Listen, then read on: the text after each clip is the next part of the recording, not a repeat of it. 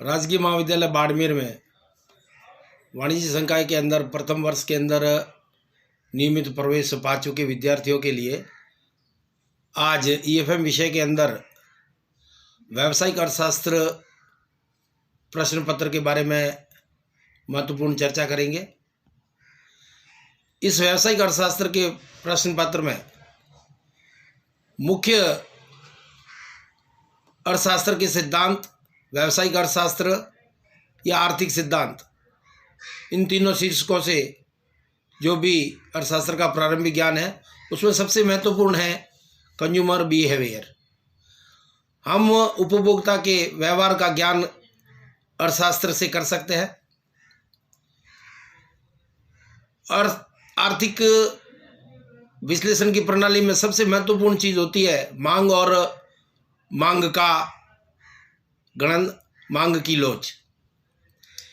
उपभोक्ता कोई भी वस्तु खरीदता है तो या तो वह उसकी कीमतों को देख करके खरीदता है, या अपनी इनकम को देख करके खरीदता है, या उस वस्तु से संबंधित अन्य कोई वस्तु है उनकी कीमतों को देख करके भी कभी कभार वह वस्तु और सेवा की मात्रा को खरीदता है।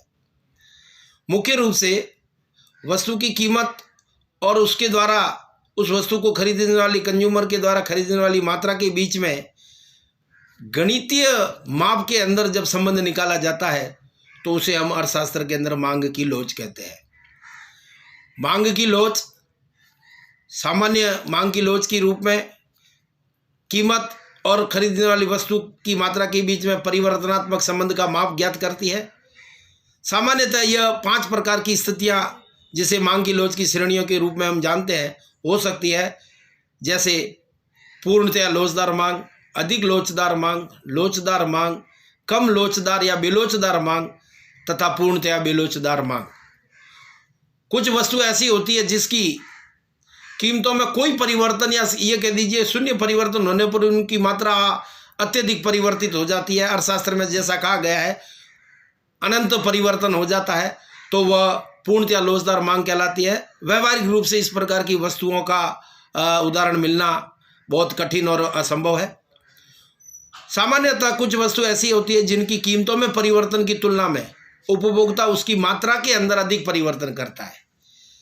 जितना प्रतिशत कीमतों में परिवर्तन होता है उसकी तुलना में उसकी मात्रा में वो अधिक परिवर्तन कर देता है, तो इस स्थिति को हम अधिक लोचदार मांग की श्रेणी में रखते हैं। वस्तु की कीमतों में जितना परिवर्तन होता है उतना ही परिवर्तन यदि वह वस्तु की मात्रा में करता है, जैसे वस्तु की कीमत 10% बढ़ी और वो उपभोक्ता उस वस्तु की 10% मात्रा कम खरीद रहा है, तो इस प्रकार की जो वस्तु होती है वह लोचदार मांग वाली होती है।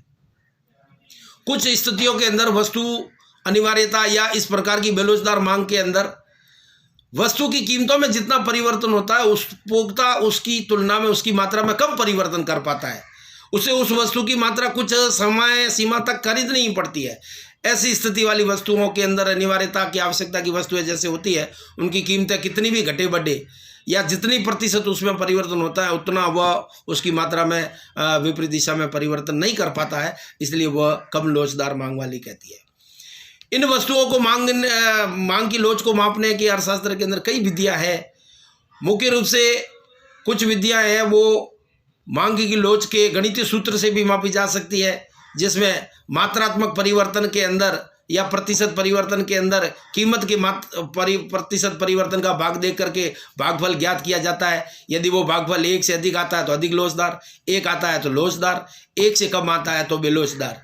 0 जिसे अपन पूर्णतया बेलोचदार मांग कहते हैं, यह भी असंभव होती है, यानी ऐसी कोई वस्तु होती नहीं जिसकी कीमतों में ही परिवर्तन हो और उसकी मात्रा में कोई परिवर्तन नहीं हो।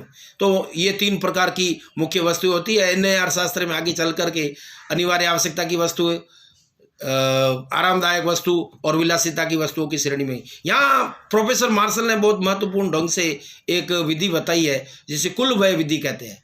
उपभोक्ता अपनी वस्तु के ऊपर होने वाली कुल खर्च की स्थिति से भी उसकी मांग की लोच की जानकारी प्राप्त कर सकता है। जैसे ही किसी वस्तु की कीमत घटती है या जितने प्रतिशत घटती है वस्तु की कीमत घटती है, परंतु उसके कुल खर्च के अंदर पहले की अपेक्षा बढ़ोतरी हो रही है। जैसे वस्तु की कीमत 50 रुपये से घट करके 40 रुपये हुई, परंतु वह पहले उस वस्तु पर जैसे 1000 रुपये खर्च कर रहा था, अब वह उसके वस्तु के ऊपर 1500 रुपये खर्च कर रहा है। तो ऐसी स्थिति के अंदर वह वस्तु जो होगी वह अधिक लोचदार मांग वाली होगी।